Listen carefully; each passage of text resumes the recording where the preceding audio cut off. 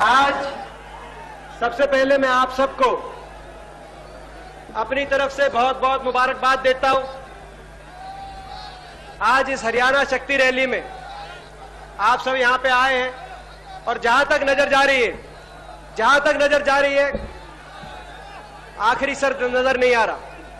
मैं आप सबको इस बात के लिए बहुत बहुत मुबारकबाद देता हूं। इससे पता चलता है कि कांग्रेस पार्टी हरियाणा के अंदर मजबूत है और हरियाणा की शक्ति पूरे देश में मैं समझ सकता हूं कि आज दिखाई दे रही है। कांग्रेस पार्टी का नारा आप और ये जो सारे साथ में यहां खड़े हैं भाई, आप कहो तो मैं अपनी स्पीच बंद कर देता हूं आपकी वजह से, और नहीं तो नारे मत लगाओ। बैठ जाओ सारे साथी बैठ जाओ।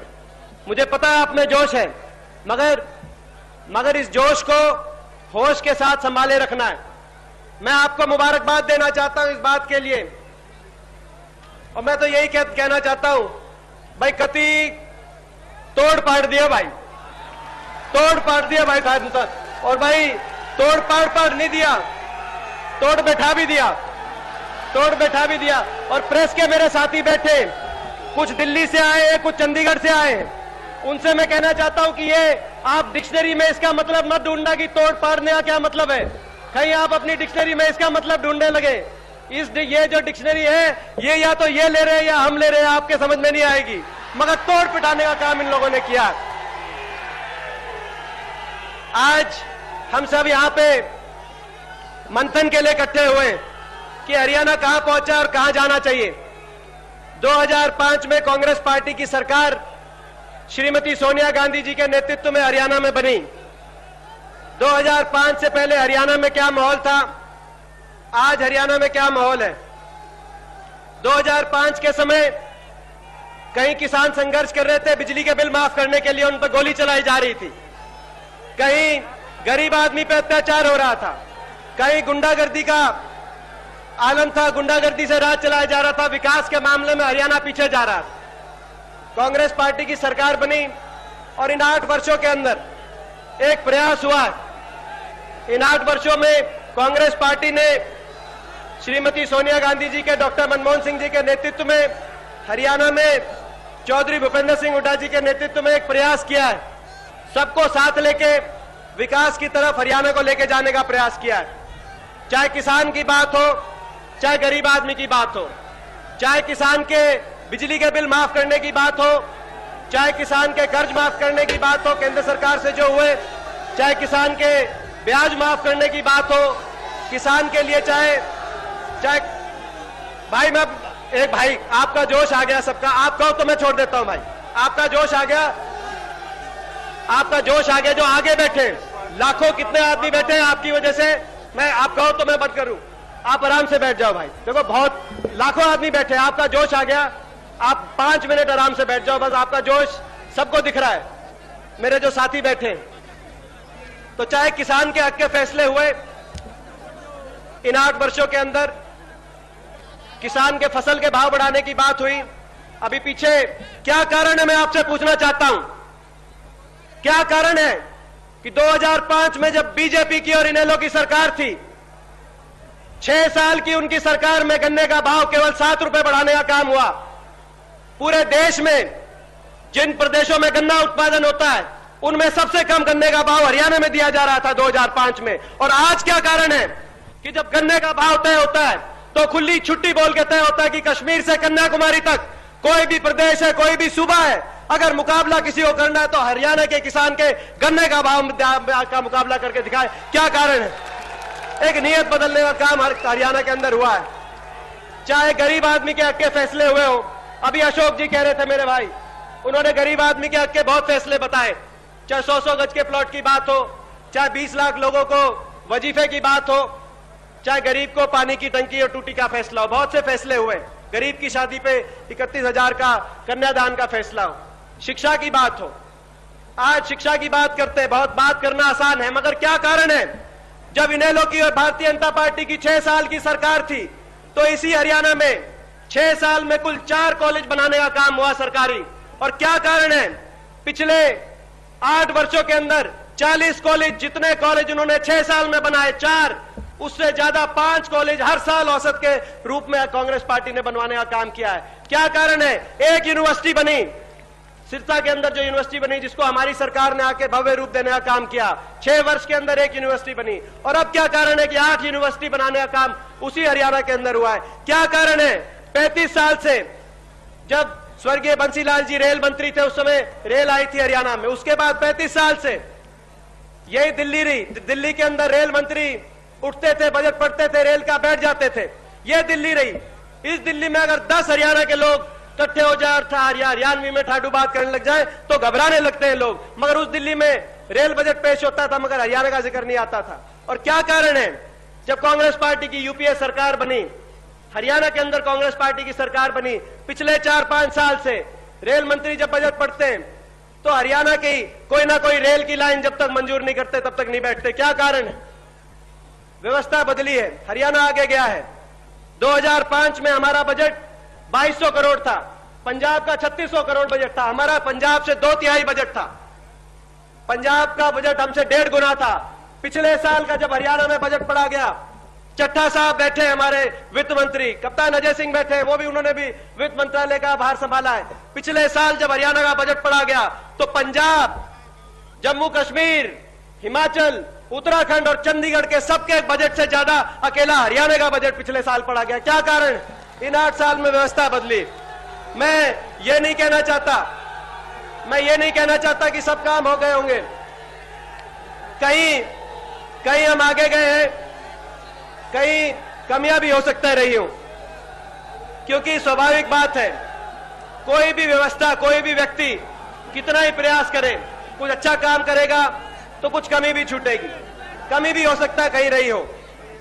मगर एक चीज आपके बीच में खड़े होकर हम कह सकते हैं कि कमी अगर कहीं रही होगी तो हो सकता है, उलाना कहीं रहा होगा तो हो सकता है, मगर नियत के नाम की कमी नहीं मिली। नियत की कमी के नाम का उलाना आपको नहीं मिलेगा। एक ठीक नियत से कांग्रेस पार्टी ने सबको साथ लेके प्रयास किया है, आगे बढ़ने का प्रयास किया है। आज मैं समझता हूं कि हरियाणा के अंदर आने वाले समय में जब हम ये मंथन कर रहे हैं कि हरियाणा कहां पहुंचा है, तो यह भी सोचना चाहिए कि कहां जाएगा। कहां जाने के लिए हमें यह सोचना पड़ेगा कि आने वाले समय में किस रास्ते पे हरियाणा चलेगा। 2 रास्ते आपको दिखाई देते हैं, एक सकारात्मक राजनीति का रास्ता है, विकास की राजनीति का रास्ता है, एक नकारात्मक राजनीति का रास्ता और विरोध का रास्ता है। मुझे दुख होता है इस बात, क्योंकि प्रजातंत्र के अंदर विपक्ष की भी भूमिका होती है, विपक्ष को भी सकारात्मक बात रखनी चाहिए। मगर मुझे दुख होती है जब मैं देखता हूं कि हरियाणा में जो हमारा विपक्ष है, मैं वर्षों से देख रहा हूं, पिछले 4-5 वर्षों से सकारात्मक बात कभी सुनाई नहीं देती, विरोध की बात सुनाई देती है, विकास की बात नहीं सुनाई देती। अगर फतेहाबाद के अंदर अभी अशोक तंवर जी बोल रहे थे, अगर वहां पे बिजली का कारखाना लगने की बात आती है तो विपक्ष पहुंच जाता है कि बिजली का कारखाना नहीं लगने देंगे। उनको तो मांग रखनी चाहिए कि बिजली के कारखाने लगे ताकि हरियाणा के अंदर बिजली पूरी मिले। मगर जब कारखाने लगने की बात आती है वहां पे पहुंच जाते हैं, कोई हरी पगड़ी पहन के, कोई पीली पगड़ी पहन के, कारखाना नहीं लगने देंगे। जब रोहतक के अंदर, अंबाला के अंदर IMT लगता है तो विपक्ष पहुंच जाता है कि औद्योगिक केंद्र नहीं बनने देंगे। जब सोनीपत के अंदर एजुकेशन सिटी बनने की बात आती है तो विपक्ष पहुंच जाता है कि भाई सोनीपत में हम एजुकेशन सिटी नहीं बनने देंगे जिसके अंदर 1.5 लाख से ज्यादा बच्चे पढ़ेंगे। जब रेल की लाइन की बात आती है, हिसार की जब रेल की लाइन, क्या तकलीफ है हिसार को जब सीधा रेल से जोड़ने की बात आई, हांसी और हिसार को, तो वहां के सांसद ने कहा ये रेल की लाइन कभी नहीं बनेगी। अरे उनको तो कहना चाहिए था बहुत अच्छा काम हुआ है, हमसे नहीं बनी, आपने बना दी। मगर नकारात्मक बात और विरोध की बात हमारे विपक्ष करते हैं। और अभी रैली हुई, अब एक नई बात आई कि रैली में एक महागठबंधन बनाएंगे। तो इनेलो की रैली हुई, आपने भी उस रैली का सुना होगा जिक्र। बादल आए, बीजेपी, लोकदल, और कहा कि सारे इकट्ठे हो जाओ, कांग्रेस पार्टी के भूपेंद्र सिंह हुड्डा के खिलाफ सारे इकट्ठे हो जाओ, महागठबंधन बनाएंगे, इनको हराओ। विरोध की राजनीति, अब इस बात का विरोध है कि केवल विरोध करेंगे। केवल विरोध के नाम पे विरोध की राजनीति करने का कोई अर्थ नहीं होता। क्या कहा उसमें? अभय चौटाला ने एक और बात कही, अभय चौटाला जी ने एक और बात की। क्या कहा? कहा कि हमारी पार्टी का मुख्य लक्ष्य एक है कि हरियाणा से गुंडों को भगाएंगे। कहा कि हमारी पार्टी का एक लक्ष्य है हरियाणा से हरियाणा में अपराध बढ़ गया है, अभय चौटाला जी ने कहा। और कहा मुख्य लक्ष्य है गुंडागर्दी को खत्म करेंगे, गुंडों को भगाएंगे। अरे गुंडों को तो 2005 में लोगों ने भगाने का हरियाणा के लोगों ने काम किया था, और थोड़े बहुत जो रह रहे हैं, थोड़े बहुत रह रहे हैं, उनका भी इलाज ये लोग करने जा रहे हैं।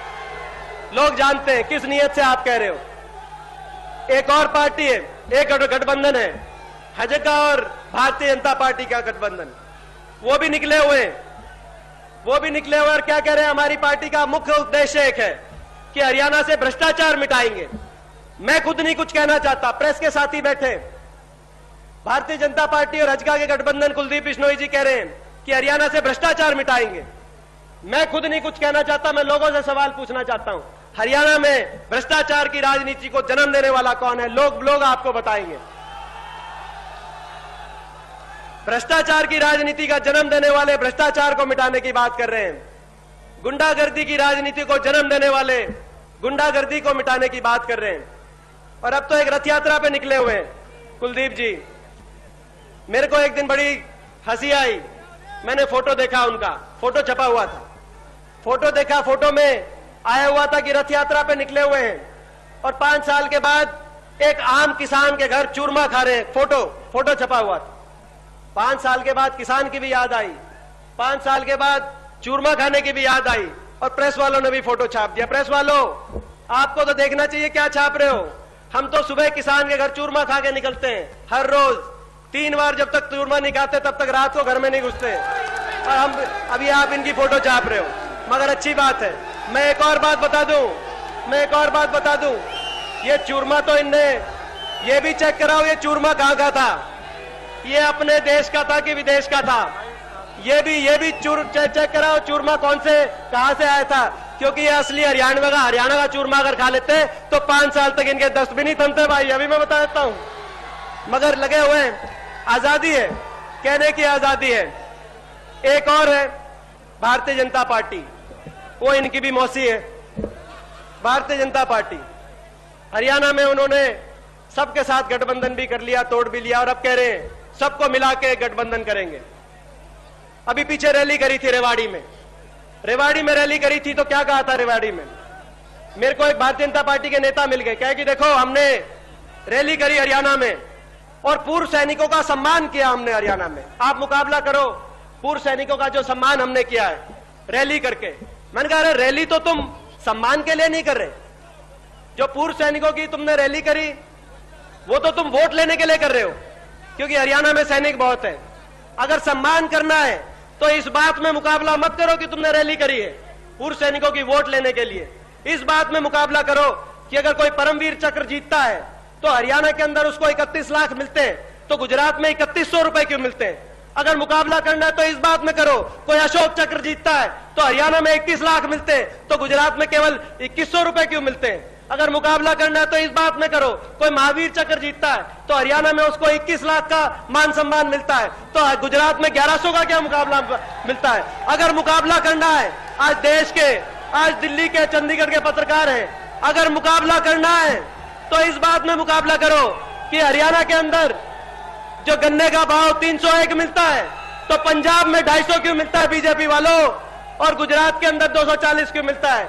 अगर हरियाणा के अंदर मजदूर को मनरेगा की दिहाड़ी 214 रुपए मिलती है तो बीजेपी वालों पंजाब में 180 रुपए और गुजरात के अंदर 140 रुपए क्यों मिलती है? अगर मुकाबला करना है तो इस बात में मुकाबला करो, जब बुढ़ापा पेंशन हरियाणा के अंदर 750 मिलती है तो पंजाब के अंदर 250 और गुजरात में 300 क्यों मिलती है? अगर मुकाबला करना है तो इस बात में मुकाबला करो, जब कॉमनवेल्थ खेल के अंदर 39 गोल्ड मेडल भारत के आते हैं, उन 39 गोल्ड मेडल में से हरियाणा के 21 और पंजाब का 1 और गुजरात का 1 भी क्यों नहीं आता? इस बात में मुकाबला करो।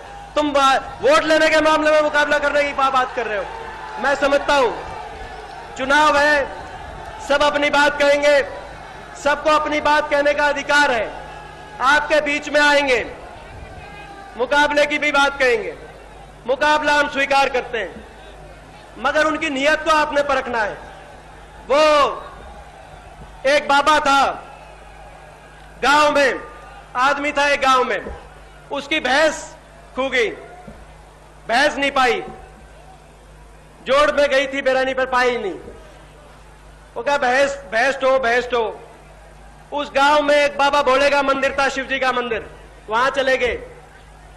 बाबा भोले के पास जाके कहा शिव जी के पास कि बाबा जी, शिव जी, मेरी भैंस ढूंढने में मेरी मदद करो। अगर भैंस मिल जाएगी तो जितना दूध देगी, 1 थन का दूध निकाल के आपके मैं हर रोज चढ़ाऊंगा। अगले दिन भी भैंस बहुत ढूंढी, भैंस अगले दिन भी नहीं मिली।